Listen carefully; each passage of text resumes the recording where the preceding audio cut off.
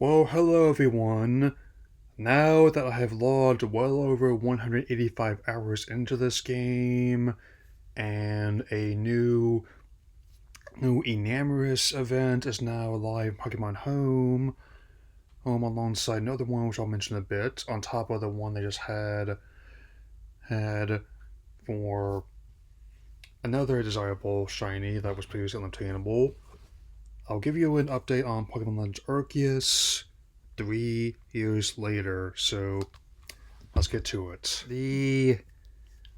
I definitely, whenever I talk about something I have before, I always try to add something to the conversation or just something I haven't before, and as has been the case, I will submit like the free Daybreak expansion was easily one of the best moves I could have made to keep the game engaging long after its initial release. And also like to clear up once again, for those feeling otherwise, that it is not a spin off. Much like the other titles, it is indeed canon and to the main game video games that came before and after its release, especially given how it's already stated, hinted, or the release clearly established, much that Perrin is Adamant's descendant.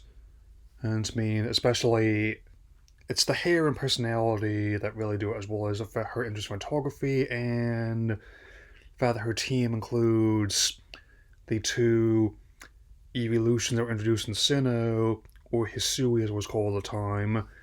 I do still find that, that version of like the sure grandpa, let's get into bed template amusing though. And there's still a lot of concepts in the game I definitely hope they build on for the upcoming Legends ZA, which, much like the next Switch, is going to be releasing this year here, and I think there's going to be something similar going on with like the hub, where of course the main hub is going to be Lumio City, Hitty, much like how Jubilife Village, early version Jubilife City, is a hub in this game. And in order to find other monsters and go on other missions, the staging grounds will be in surrounding areas, man. And even though some people are admittedly a bit huffy about not specifically designing a new game and for the a newer console, it's hard for me to get too mad about that when and the whole franchise started by showing that the existing one-shot models in the tank. Red and Blue, or Red and Green if you're going by the original Japanese releases, helped give the Game Boy a second wind even before the Game Boy Color came out. And whenever they do, who have the last titles I also release the main franchise for the PS console, they tend to go out with a bang.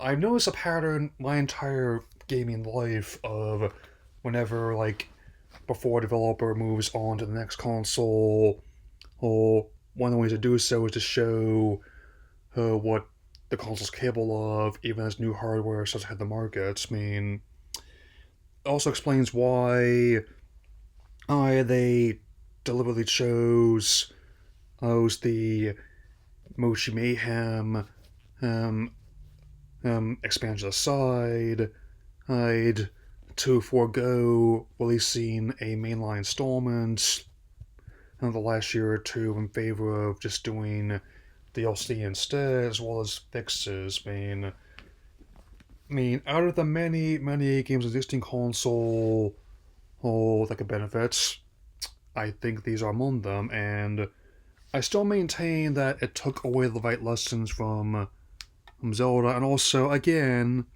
the stylized these visuals almost look almost like a watercolor painting from that time period could have indeed held up better than the quote unquote realistic looking ones that came out around the same time frame. Um, this happens all the time, and let's just say, hey, there's a reason why Astrobot won Game of the Year and why Concord has become synonymous with $400 million of red ink, among other reasons. And as for gameplay, I definitely am eager to see more of the systems expand upon, like how like the crafting like Pokeballs from the apricorns has existed for a while, ever since Gold and Silver, the earliest. But this is, to my knowledge, one of the first ones where it fully put the controls of such in your hands. I mean, it's definitely quite a useful system, and it's also part of a lot of games lately.